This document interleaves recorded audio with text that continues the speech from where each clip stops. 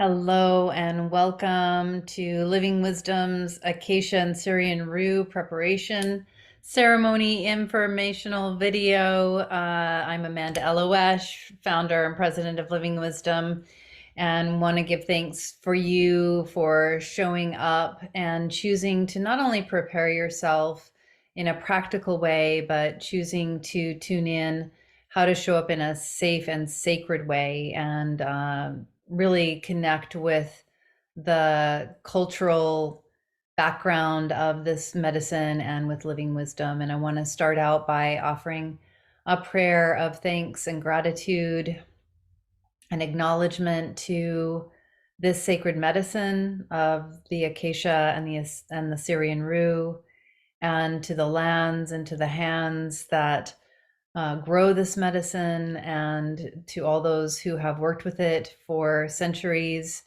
and for those who have developed it and shared with us the preparation that we use to offer in our ceremonies, and offer a prayer of blessing on these sacred ways and these sacred lands and these sacred medicines. May they continue to serve in a good way, and honoring the Wapo land that I am on right now as I am broadcasting this information to you, and grateful to be here in Northern California, and grateful for my teachers and everything that's greater than me, that wishes me well, that has helped me to be in this moment right now with wisdom to share with you and to be able to serve medicine in a good way. So again, thank you for choosing to show up in a good way to prepare yourself well.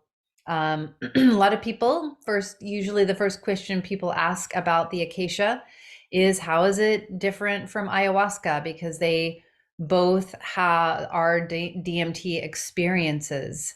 Ayahuasca is a Peruvian brew that is a combination of the chacruna leaf, which holds the DMT, and the ayahuasca vine, which is the MAOI, which creates that ability for the system to open and receive more powerfully the effects of the DMT. And with the Acacia and Syrian Rue, and we often just say Acacia for short, but I do want to make sure we honor the Syrian Rue. The Acacia has the DMT in it, and Acacia, there are many species, but Acacia is a tree, and this is from the tree bark. And Syrian Rue is a flower that grows wild and quite prevalent. The Acacia is originally native to Africa, North Africa, and I believe that it was most likely traded along the Silk Road, and because it's been cultivated and talked about in ancient Hebrew texts. It's believed that the Ark of the Covenant was made out of acacia wood, and there are a lot of different religious depictions and scriptures that refer to acacia, at least vaguely, and a lot of scholars believe that acacia, and then evidence of resin found in different temples and different sacred objects. People are believing more and more that acacia has been a sacred medicine used for thousands of years around in Persia and along the Silk Road. So how are they different? I mean, they're different plants. They have the same chemical compounds. They are from different traditions, from different parts of the world, but they both have DMT in them. And so they're similar in that way. I had the privilege of working with ayahuasca from 2002, and then for about 7 years on a pretty steady diet of sitting with ayahuasca and going to the Amazon and on dieta and working pretty steadily with a teacher by the name of Don Jose Campos. And my experience with ayahuasca, and then I stepped back into working with ayahuasca several years later and started bringing people to the Amazon and doing deep preparation and integration support. My experience with the ayahuasca is that it tends to be more wild, more visual, yeah, a lot more bright colors and visuals than I experience with the acacia. I also get a sense of really being brought down deep into the wild, infinite, powerful nature of Pachamama Gaia, of the physical world, even though it's multidimensional. I really feel like it's an earthy connection, and with all of the um, powerful uh, infinite consciousness, collective consciousness of Pachamama Gaia, and it definitely is impacted on where that medicine grows. So I've had a lot of ayahuasca that was grown and received in the Amazon, or at least grown and prepared in the Amazon and ingested elsewhere. And that can feel a lot more wild. Like, there's a lot of things competing in that jungle to survive. And it's a harsh environment, a lot of poisonous snakes and poisonous caterpillars and poisonous ants and poisonous spiders and jaguars and stingrays in the water. And, it's a it's got a lot more survival energy. And then I've been blessed to have ayahuasca from Hawaii, that there are no known predators and it seems a lot more gentle. So where the medicine grows definitely tends to have an impact. I would say that the acacia medicine in general, I feel like it tends to connect me more, where the ayahuasca tends to bring me very into earth awareness and the shadow realm, not in a negative sense, but in the shadow realm of this is the cyclical nature of life, and really helping me to come to terms with the cycles of life and the physical body and the limitations of the physical body, and going through the attachments to the physical world and bringing me through release and death and stuff like that. Whereas the acacia, I feel, is more of a tuning into my higher self in a way that where a lot of the ayahuasca experiences I had, especially in the beginning, I would have these wild experiences. And a lot of the times, what I would see and experience was amazing and really cool and beautiful colors and all this incredible stuff. But I didn't really there wasn't a conscious, like, oh, this is how it applies to my everyday life, and I'm going away happier, I'm going away with healthier relationships, or I didn't really have a lot of clarity about that. I know that it helped me to tap into different things and expand my consciousness, but it just wasn't as integrated of an experience. Where the acacia, of course, the acacia is coming on the back, and after many, many years of all kinds of work with all kinds of medicines. So that can't be discounted. But my experience with the acacia right now feels like it helps me to really expand my consciousness in a way that stays very grounded, where I can it's like a bridge between my current consciousness and what it opens me up to. And so a lot of things that I've experienced with ayahuasca, or experienced just as a channel without medicine, that I would really drop into a state of like, oh, I get it. But then as soon as I'm back in my physical body, I can't really grasp what I learned or what I was experiencing. And I feel like the acacia helps me to really stay connected with a lot of that awareness and be able to put it into words that serve me and that I can share with other people in ways that help them to understand some of the mysteries of life and the universe. I find that I can go to a really powerful place and then feel like, okay, I need to get some water, or I need to go to the bathroom, and I can just open my eyes and be very present, get up and walk around and do what I need to do. But again, these medicines show up differently for different people. Although I've heard similar things from other folks that have journeyed with this on a regular basis. So that tends to be a shared experience. Because we remove most of the plant matter in our process, we serve it in a capsule because it's really just a drop of medicine, but it's like pounds go into making it just a very, very small amount. And so because most of the plant matter is removed, you don't tend to have as many digestive issues, not as likely to purge. It doesn't mean you won't purge. And purging, as I mentioned in the general ceremony preparation video, it can happen in a lot of different ways, not just getting well or vomiting.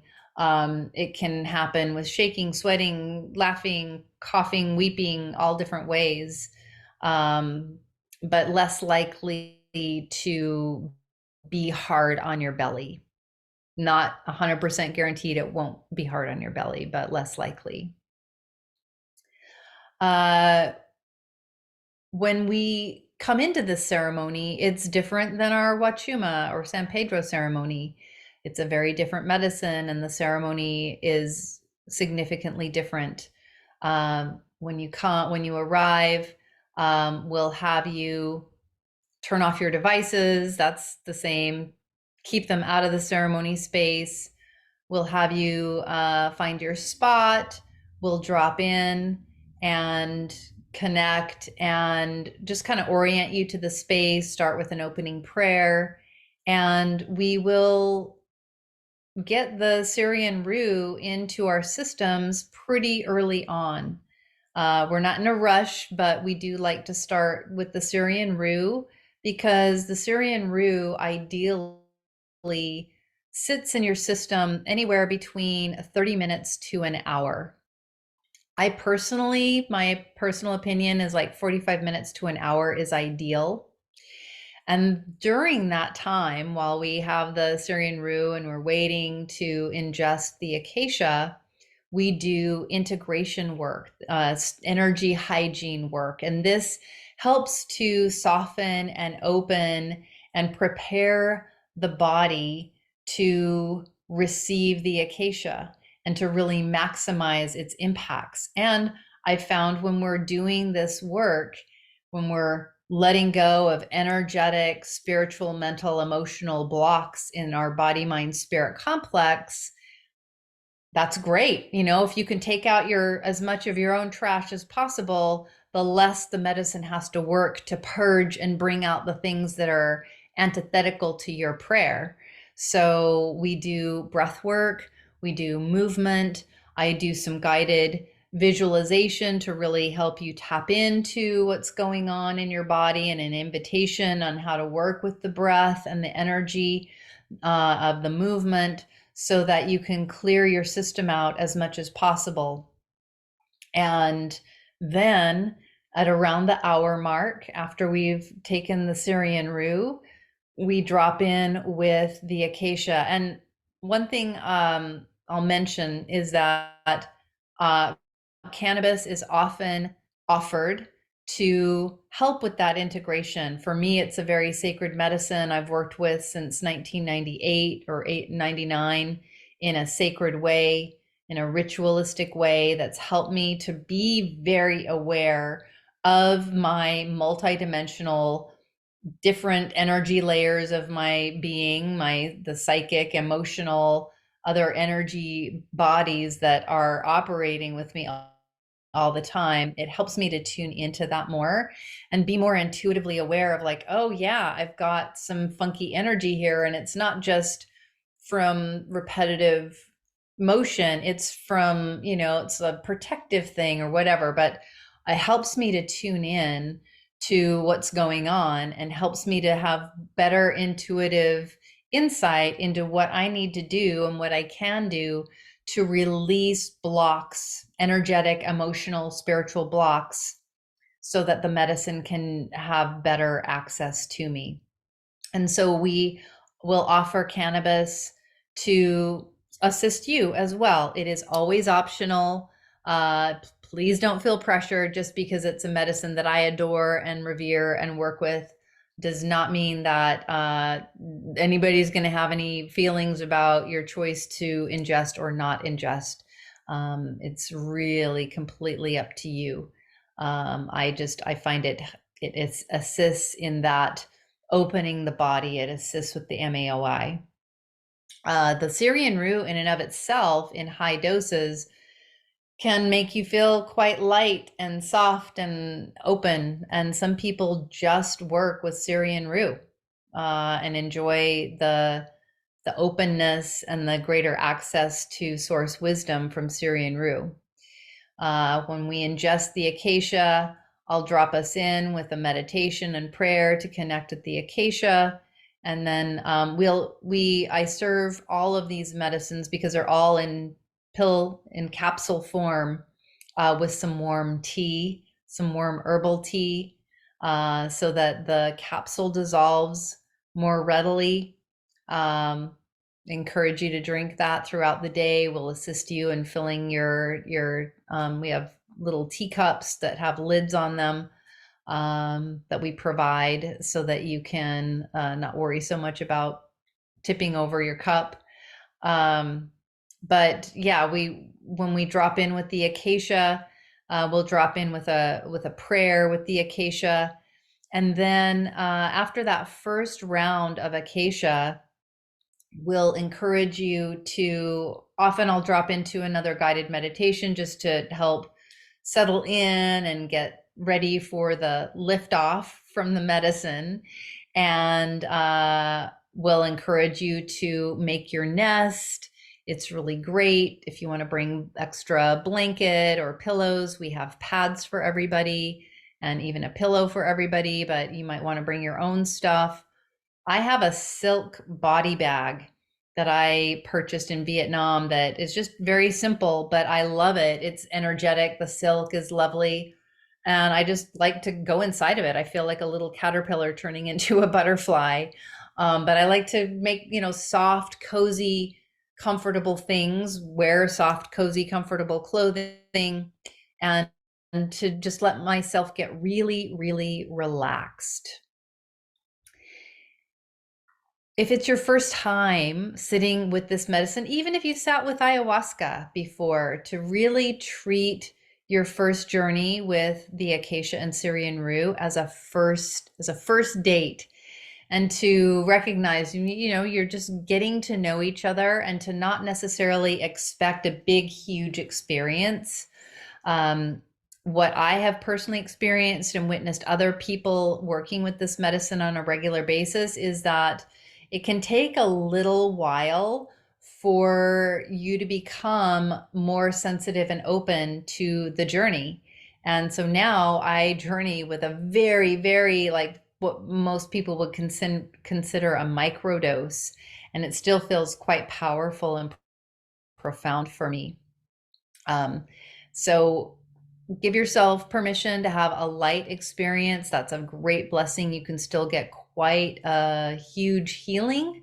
Even if your journey doesn't feel super strong, the journey continues after the ceremony is done. So allow yourself to get the gentle healing and to maybe consider coming back and experiencing a few different times of working with this medicine to really build a relationship with this medicine. It is a medicine that requires a lot of patience. So again, you come in, we sit with the Syrian Rue. We have that in our systems for about an hour before we even ingest the acacia. And then the acacia can take up to 2 hours to really feel like, all right, it is ramping, it is on. I often feel the medicine in like 15 minutes, but I'm very, very sensitive. But to just recognize anywhere between 15 minutes to 2 hours after your acacia, ingesting the acacia, that's a long time. And there can be a sense of impatience, like nothing's happening. I need more and more and more. We will come around about every 30 minutes to check in with you to see how you're doing and to offer more medicine. We do have some specific guidelines around, you know, based on your sensitivity, based on your experience, based on your body size, because weight does have an impact on, and body size has an impact on how much medicine you may need. We really encourage you to, number one, be patient, and number two, to recognize that it may take a few journeys to really feel the full impact of this medicine as a sensation, but the medicine can help you to heal quite profoundly, even if you're not feeling something. What else was I going to say about that? Yeah, it's it's great to give yourself a little tiptoe. The fact that we're coming around about every 30 minutes to check in with you means that you're gonna come into the medicine very slowly. It's like a nice gentle walk into the slow walk into the ocean where the waves are very, very gentle, versus when you know, drink a couple of cups of ayahuasca and you can be skyrocketed. So if you are starting to even feel a little bit of lightness and a little bit of warmth, a little bit of sparkles within about 30 minutes or so, that means that probably at the 2-hour mark, you'll be doing well. And listen to your intuition when you ask your body, do I need more? Small, medium, large? We typically start people out with 150 milligrams of Syrian Rue and 100 to 150 milligrams of the Acacia based on your sensitivity. And then when we come around every 30 minutes, we will ask you small, medium, large. Small is 25 more milligrams. Medium is 50 milligrams. Large is 100 milligrams. If you are familiar with this medicine and want to go for it, we may offer you more. And that will be just a little, private discussion. Again, once we have our first round of the Acacia, there will be either myself or an assistant coming around to check in with you to see how you're doing and to see how much more you would like. And you can always pass. You can pass and we'll still come back to you in another half an hour and offer more medicine. And we do that for about 2 hours. We do that over about a 2-hour time period to come in and say, hey, how are you doing? Would you like some more? And so this is a long game. Again, patience. During this time, it's really great to, if you want to sit up, that can often make the medicine more active. You're welcome also to just lay down and get really, really restful.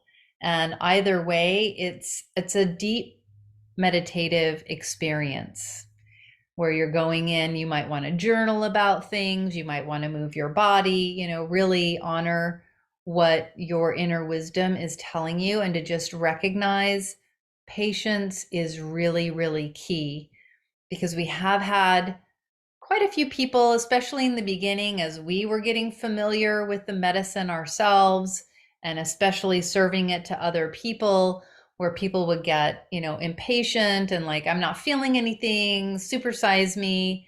And then they're like, oh my gosh, I'm having this really big experience. I had too much. Everybody's always made it back down. And we learned, it's really so much nicer to give yourself a gentle ease in, give yourself permission to have a light experience, especially in the beginning as you get to know it, because sometimes that impatience and that pushing and can lead to giving yourself an experience that it's exactly what you need and the medicine is safe and there may be a significant period of time where you're really doing your best to endure the big journey that the medicine is giving you. So just coming in with that sense of patience. And then some of the things that keep people blocked from having a really big experience are staying in your head, being afraid to lose control, fighting the medicine, fighting, that surrender, that humility. So do your best to surrender, to relax, to trust, and be patient. And I'm really drilling that in just because it's a big player in these ceremonies. So where are we? We have covered a lot. Oh, our ceremonies are during the day. A lot of ayahuasca ceremonies and a lot of medicine ceremonies tend to happen. They start in the evening and go into the early hours of the morning. We typically do daytime ceremonies, and it can be very, very helpful to bring an eye mask and maybe even earplugs. We do sound healing as a part of all of our medicine ceremonies. We have recorded music while we're moving around and attending to other things. Sometimes somebody needs help. Sometimes I'm doing work at the altar. I'm lighting incense. We'll have recorded music. Sometimes we have recorded music and I'm vocalizing with it, or I'm making other sounds, and we have other assistants who are participating in creating sounds as a part of the journey. You may prefer to have more quiet, so please feel free to bring earplugs also, just in case, if you are either planning on or happen to need to spend the night with us. Earplugs can be really, really helpful. We invite you to bring a journal and pen. And if you love to do artwork, you may want to bring some art supplies so that you can dive into that as well. Again, a favorite pillow, blankets. We encourage you to just come with whatever's going to make you feel very, very comfortable. The medicine can make you feel very hot. It can make you feel very cold, and you can go in between those two things. So it's great to bring layers and be prepared for that. We do provide pads for you and a pillow and make it as cozy as possible, but you're always welcome to add extra coziness. When we have a full ceremony, there's not a lot of extra space for stuff around you. So just be aware of that.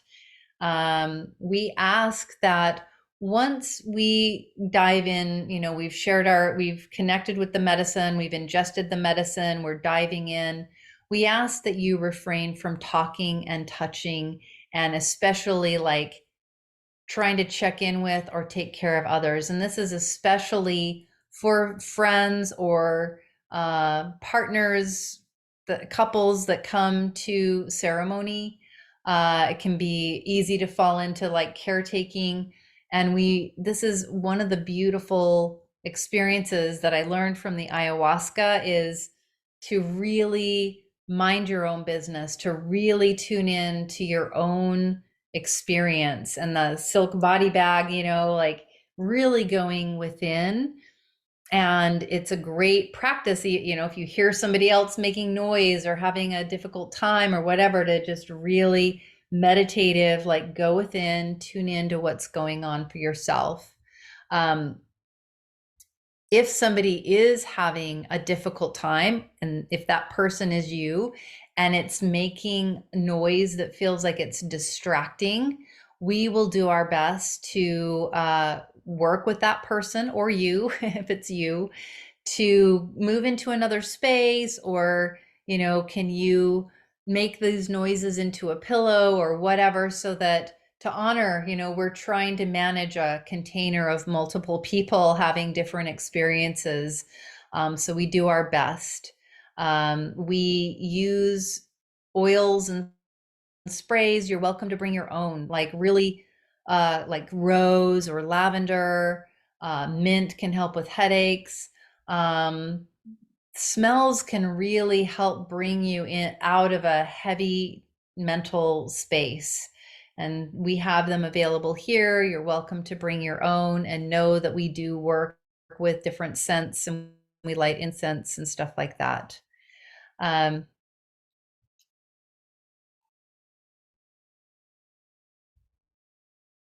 we tend to do our own work and create the container so that you can focus on doing your own inner work.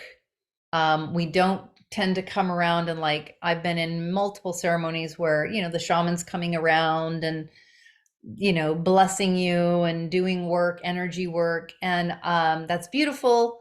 I don't tend to do that. We don't tend to do that in the living wisdom ceremonies.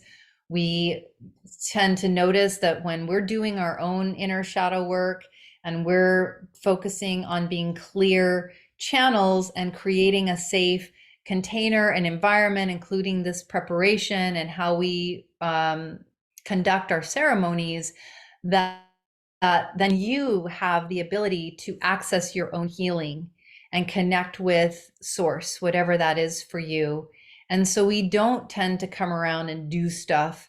Sometimes if somebody, especially if somebody's having a hard time, I'll get guidance, like that person might need some grounding right now. They may need a hand on their back. They need you to check in with them. I will always, all of us here assisting you, will always ask you before doing something on you. We may clear the space energetically with incense. We may, clear the space that way. We'll make sounds, and we may bring sound instruments so that you can hear them. But we're not doing stuff to you or on you.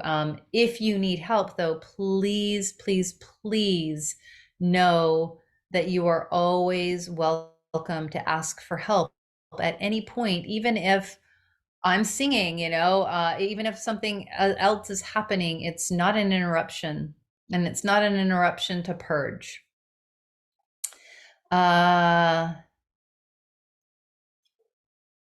Let's see, where else are we going?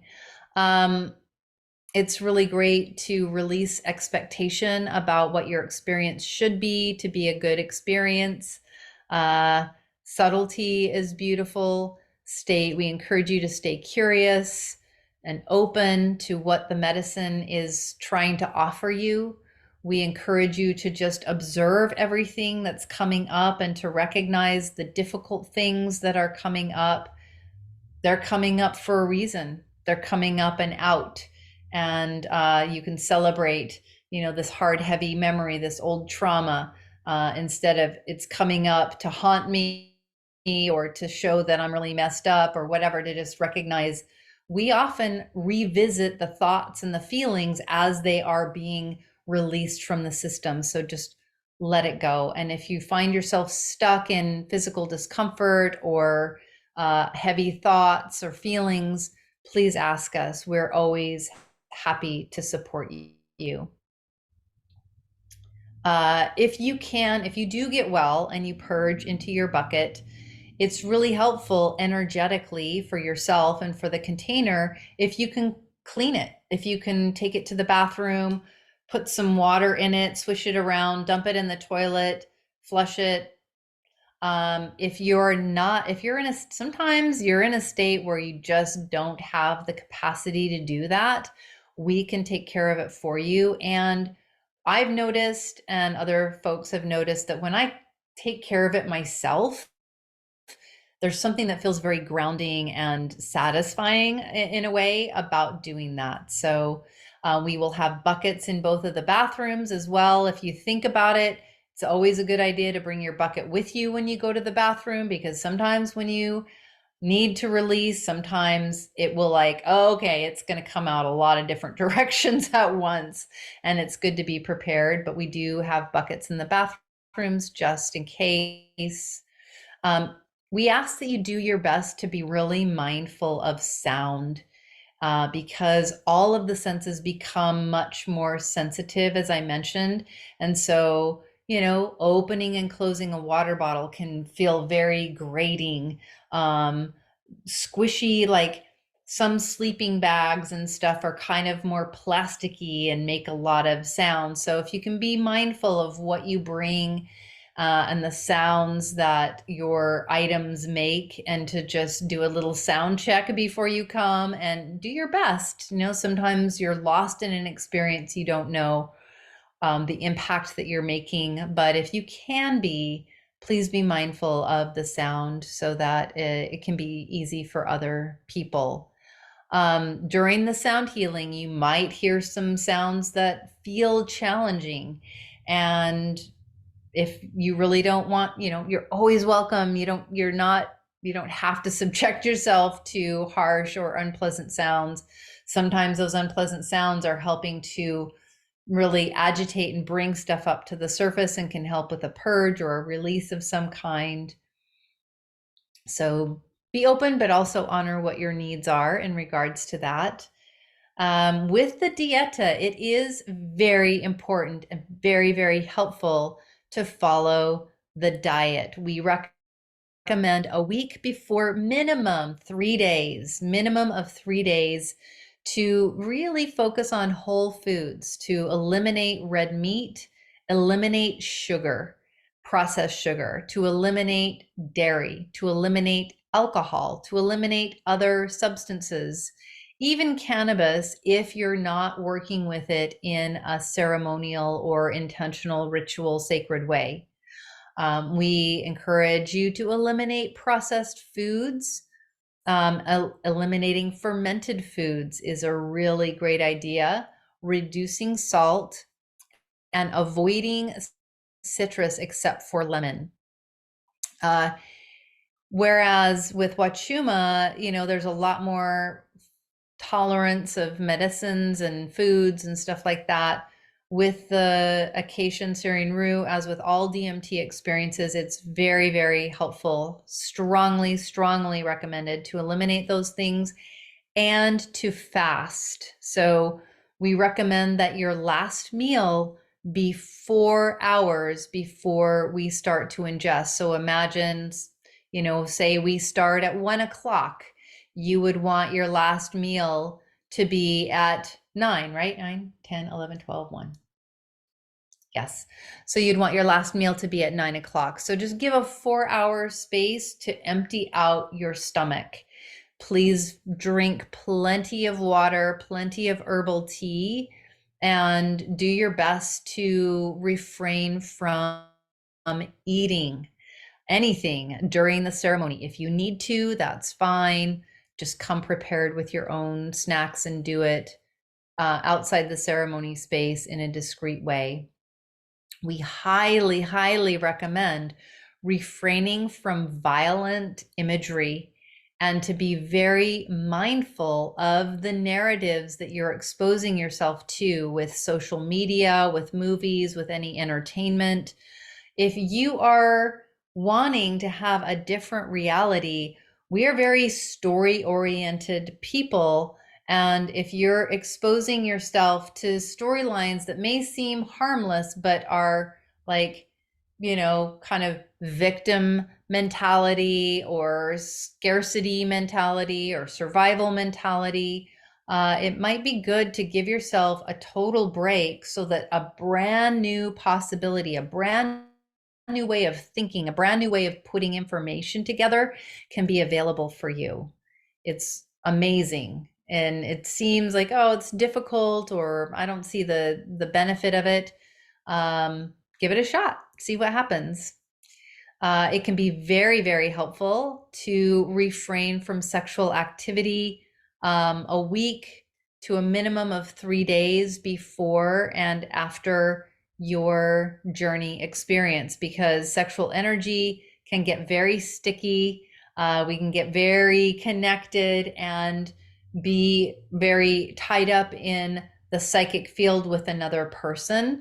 And it's really great to come into the ceremony with your own energy that's as clean and clear as possible, again, so the medicine can have an optimal impact.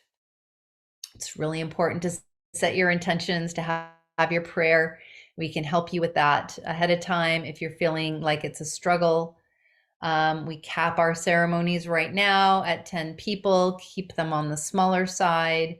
And please consider if you're on the very, very sensitive side, or you feel concerned about other people's experiences impacting you, to consider checking in with us about private ceremony. We love to do that. If you are a musician and want to share your music, please just check in with us about that. We are happy to have you share your music, and usually we'll do it at the end of ceremony when everybody's grounding in. Please trust us to guide the ceremony with our music, and let yourself receive. And please refrain from playing the instruments that I have out for the sound healing. The altar.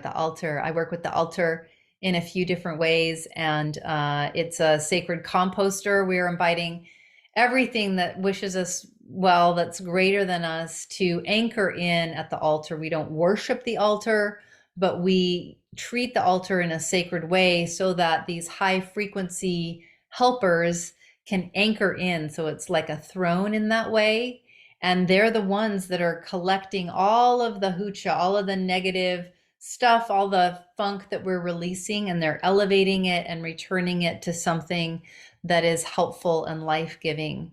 And so we make offerings to these sacred beings with candlelight, with water, with incense, with songs, with prayers, and everything that we're releasing.